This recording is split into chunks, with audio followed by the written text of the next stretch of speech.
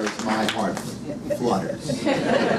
I'm excited to be here this morning, and thank you for giving me an opportunity to just briefly make a comment about the Purple Line. And in this season of elections and partisan politics, let me declare that Maryland is neither a blue state nor a red state. We are a purple state. Tom, thank you, and we've had an opportunity to work together over the years. I appreciate your leadership in the industry. Tawana, you and I serve in the General Assembly.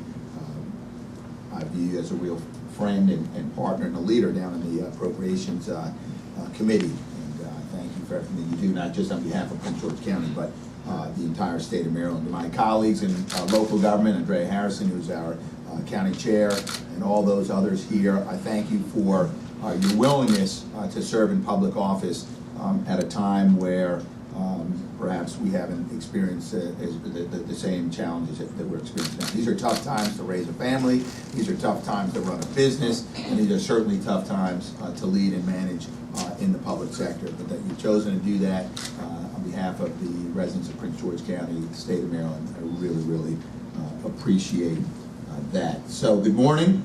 Good morning. Good morning. We're here this morning because we know how critical the Purple Line is, absolutely.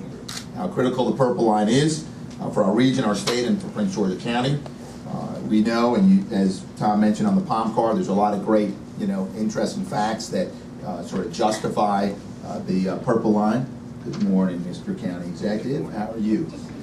And now that the county executive's here, I want to thank him for his leadership. But what's very refreshing about County Executive Baker, and you're going to hear about it, so I'm not going to steal his thunder. I couldn't actually because I don't know it as well as he does. But he has articulated an economic development plan for the county.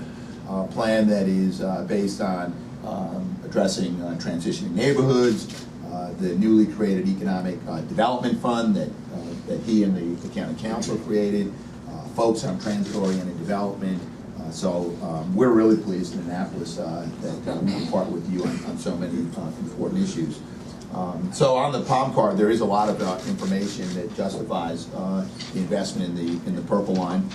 It's a project that, when completed, is going to serve 60,000 riders a day in Montgomery and Prince George's County. It's going to create 27,000 permanent jobs for Maryland's workforce, and it's going to allow us to improve the quality of life as we move our state towards a cleaner, more efficient, more connected future. And we're going to make the Purple Line happen. We're going to make it happen together. It's not going to be an easy journey.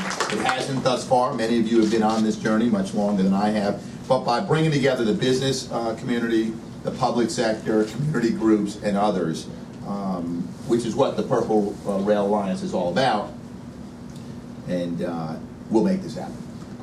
6 years ago, Governor O'Malley and I articulated 15 strategic goals for the state of Maryland. They're not our only goals, but these were sort of our high-level strategic goals, and we believe that in pursuit of these goals, we would accomplish a great deal on behalf of Marylanders. One of those goals is that we are going to double transit ridership in Maryland by the end of 2020. And we're making some real progress towards that goal.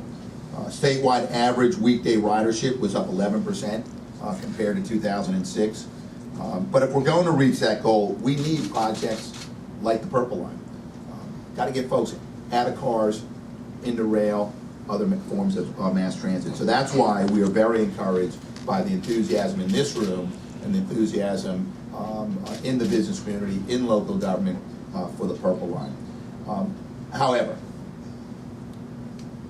it's not going to be easy. Funding is a big challenge. To date, the state has invested about $120 million over a number of years in design and engineering. We've got $50 million programmed in our CTP this year. But these are tough times. Our Transportation Trust Fund, which funds all of our transportation infrastructure, whether it's the Port of Baltimore, the airport, roads, bridges, and rail, is about 2/3 of what it was in January of 2007.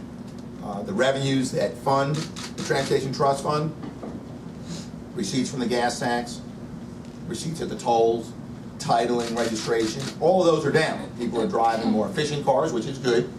They're not buying cars as frequently, which may be good or bad depending on where you sit.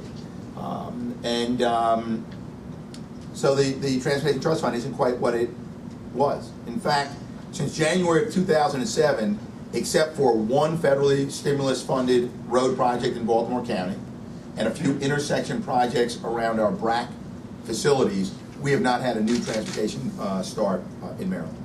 Anything you see out there in terms of construction, it was started before January 2007, and of course, we're going to complete the things that we started. Our focus has been on system preservation and maintenance. We've got some tough decisions ahead. The governor and I proposed a solution last legislative session. It was rejected, and we understand why. But we need to fortify and strengthen the Transportation Trust Fund. And we've got to figure out how to do that real quick. If the answer isn't to phase in the sales tax on a gallon of gas, so be it. But there needs to be a solution. We've got to restore the Transportation Trust Fund to what it was, or else projects like the Purple Line become that much more difficult. So we've got to work together on that. And whether we restore the Transportation Trust Fund or not, we also need to look to alternative ways in which to generate revenue and to finance. We shouldn't be afraid to explore public-private partnerships, value capture, infrastructure banks, and a number of the other recommendations from the Blue Ribbon Commission on Transportation.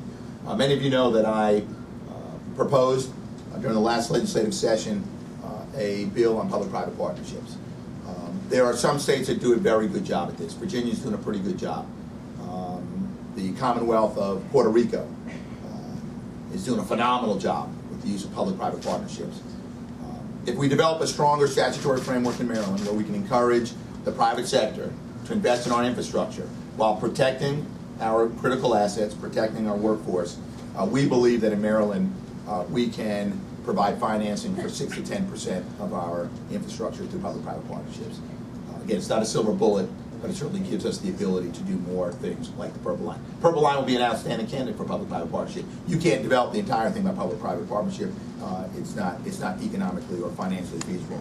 But if you look at the number of the stations that are proposed along the Purple Line, many, if not each of them, are candidates for public-private partnerships.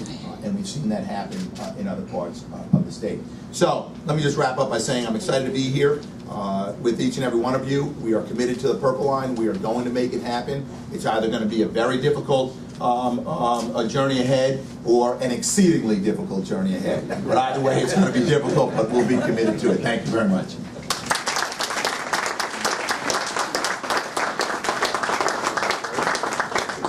Thank you so much.